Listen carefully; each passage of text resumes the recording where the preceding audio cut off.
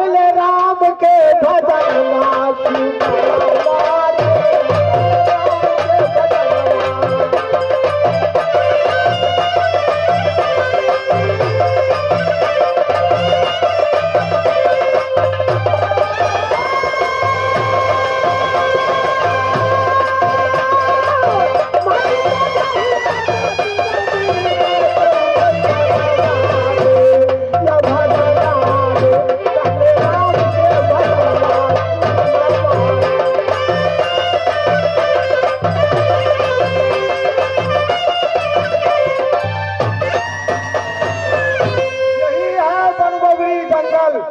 इस जंगल में कुछ देरों के लिए मैं आराम कर लेता हूँ, तब आगे को जाएगा। नाम है दुर्वासा मुनि है, हम जंगल में रहता है, कभी नहीं देश में जाता है।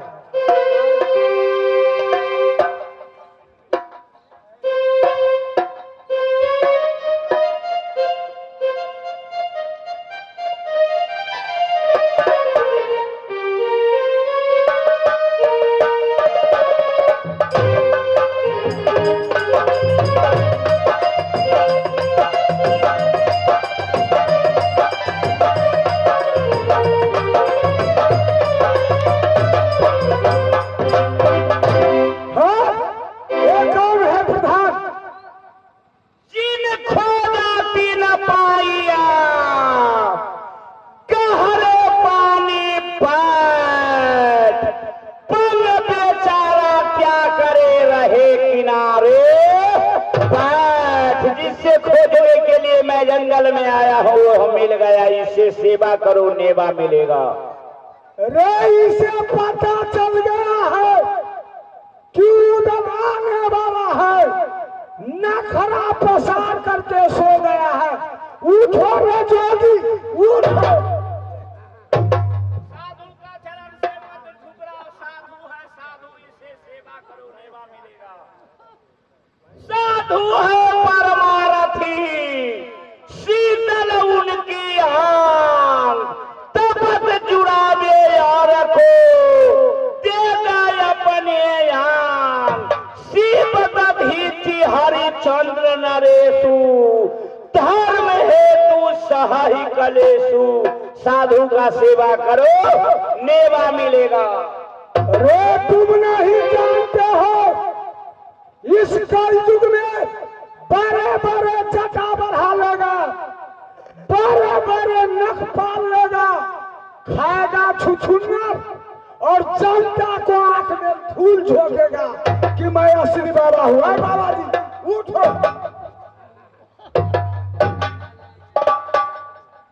मेरे बात का मानो, सेवा करो सेवा।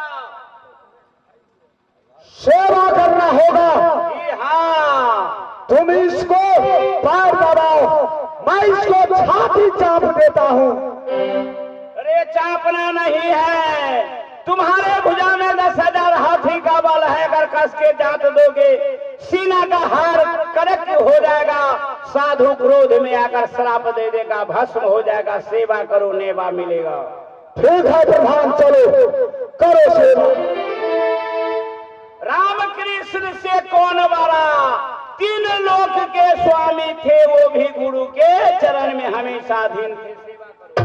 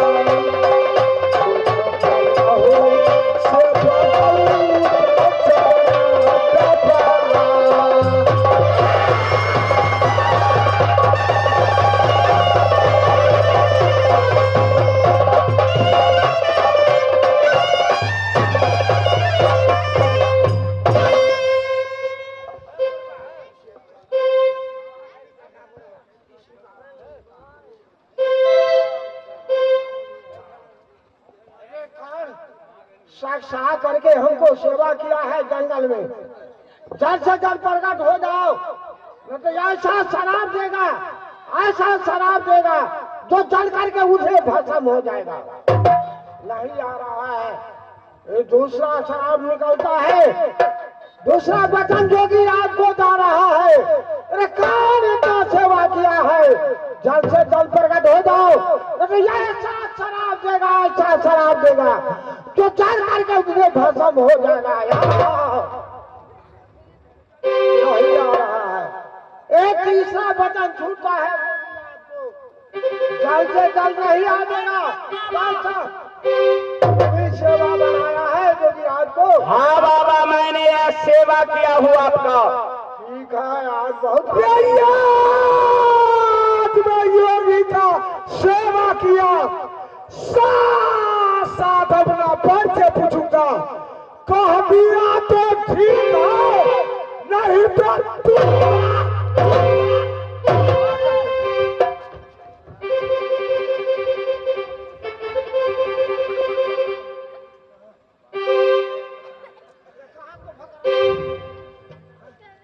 इसका बाबा स्वभावे वही है, आवाजे वही है, बचपने जल में से उसका भावे वही है।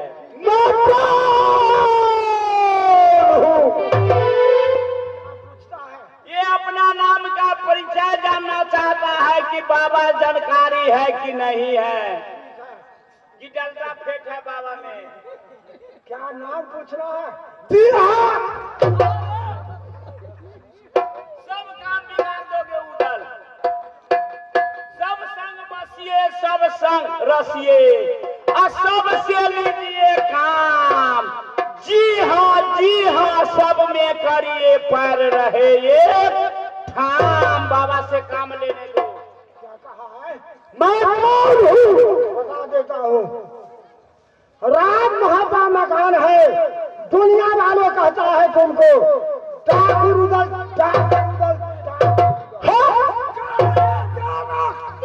ऐसे समझा कि दुनिया वाले तुम्हें डाकू उदल कहते हैं।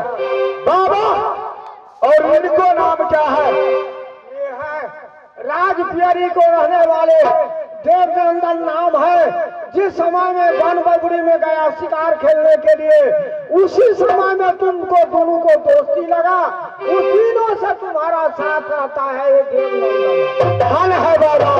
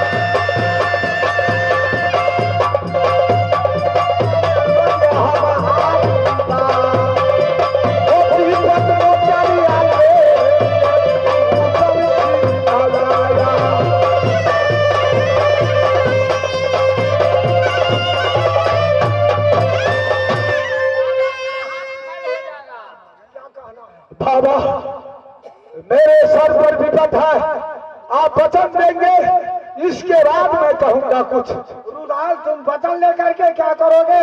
जब जो मांगेगा वो मांगो, पूर्ति कर सकता है। अगर वचन नहीं देंगे, सामने आपकी धुनी है, उसी धुनी में कूद कर अपना प्राण दे। धुनी में नहीं कूदो, न तो डर करके खाक हो जाएगा। हम वचन बना देता हूँ। मस्त, क्या कहना है कहो। बाबा, आप ये कहेंगे मेरा बेटा इंदल हरिद्वार मेला से चोरी हो गया। बेटा इंदल इस संसार में जिंदा है या मर गया, आपको देखने पड़ेगा कब बाल से। राम राम राम राम राम राम राम राम राम राम रुदाल, अभी जो तुम्हारा भतीजा जो है इंदल नाम को है, जी हाँ हाँ, इस पृथ्वी में जिंदा है, जिंदा है।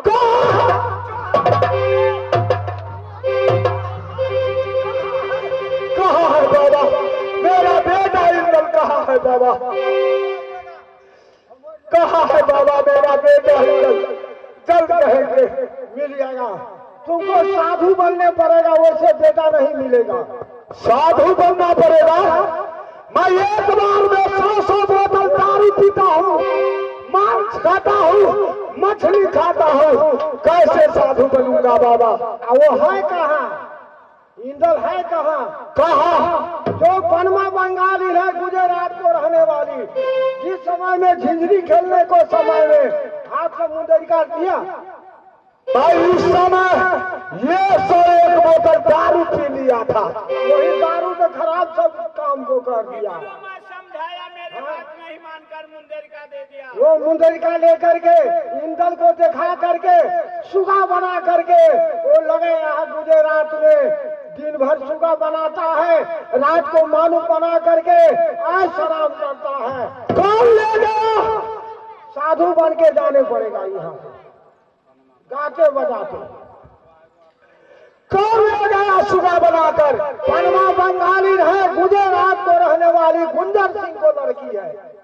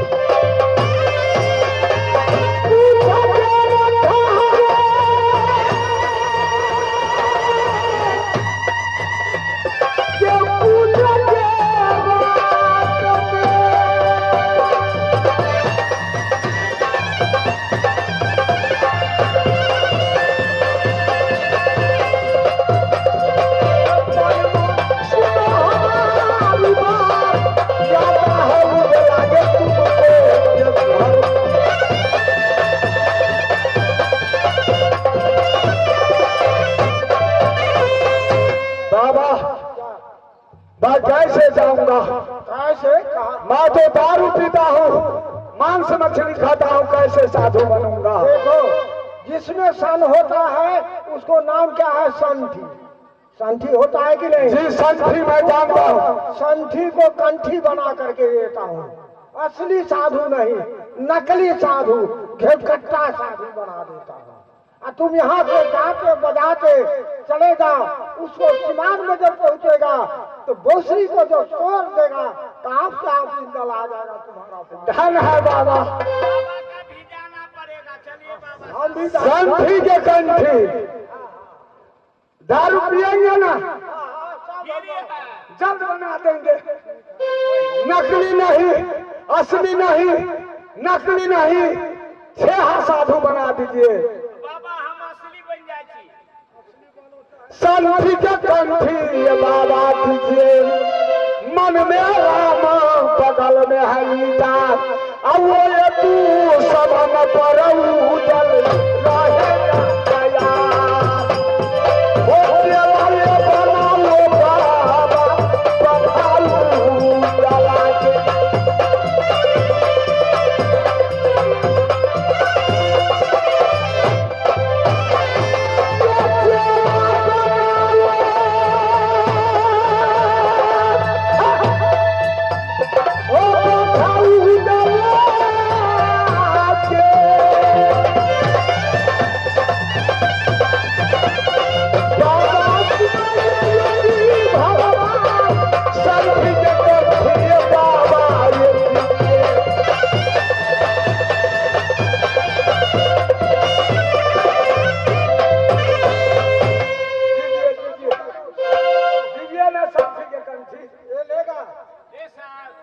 दे दीजिए हमको नहीं तुमको नहीं देगा, वो लेगा तो उसको देगा। हाँ दोस्तों, जब मैं उदल के रोल छोड़कर योगी के रोल में आता हूँ तो 1 मिनट भगवान को भजन कर लेता हूँ। जैसे कि कहते कि राम नाम असुंदर करताली असन से उड़ावनहारी। किसी पेड़ में पक्षी है, अगर नीचे से ताली मारिए हाय हाय तो पेड़ से चिड़िया उड़ जाती है। उसी तरह हम और आप ताली मारकर 1 मिनट प्रभु के भजन करेंगे, पाप रूपी जो चिड़िया दिल के अंदर है वो समाप्त हो जाती है।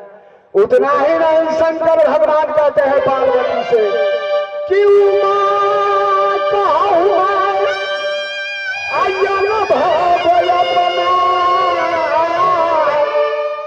असतहारी भावना जगत है सपना। हे पार्वती, इस कलयुग में भवरूपी संसार से बेड़ा पार होने के लिए मानव का एक ही रास्ता है, एक ही नाम है, श्री राम, जय राम, जय जय राम। तो दोस्तों, हमें अभिशाप देंगे कैसे? हम और आप जमराज के घर में जाएंगे, पूछेंगे भाई तुम लोग भजन किया? अवश्य कहेंगे कि सिमरदाही कंपनी आई थी, उसने उदल के रोल में रामचंद्र मंडल थे, जब जोगी के रोल में आया तो भगवान को नाम लिए, हम लोग भी लिए, तो नाच भी देखना, तेल भी बेचना, दोनों काम हो गया। चलिए ताली मारकर शर्माइए ना सुबह का संग। तो जय सीताराम सीताराम सीताराम जय सीताराम, बोलिए जय सीताराम सीताराम, कहिया मिलवा हो भगवान।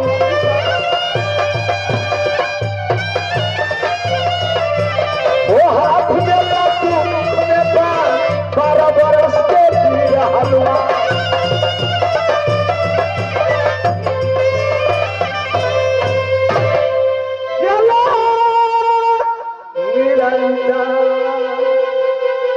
बहुत से लोग महफिल में शर्माते हैं, इतना लोग में कैसे ताली बजा दे। खैर ठीक है, कोई बात नहीं। बाबा एक बांसुरी है, इसमें क्या गुण है? इतना गुण है तो जब जो जाएगा उसको सिमान में तो बांसुरी को बजाना, आप से आप इंदर तुम्हारा पास में आ जाएगा काम। धन है बाबा, जाएंगे। सुनो, आज सवेर को पहरा 1 किलो गांजा को दाम दो। देंगे, आप जाइए। नहीं साधु बनाया है, हाँ, नहीं देगा है, देखो तो नहीं देगा। हाँ, अच्छा ठीक हाँ, वो गांजा मिल जाएगा आपको बाबा, हमको छोड़िए आप। देंगे, सब देंगे। भजन कीजिए।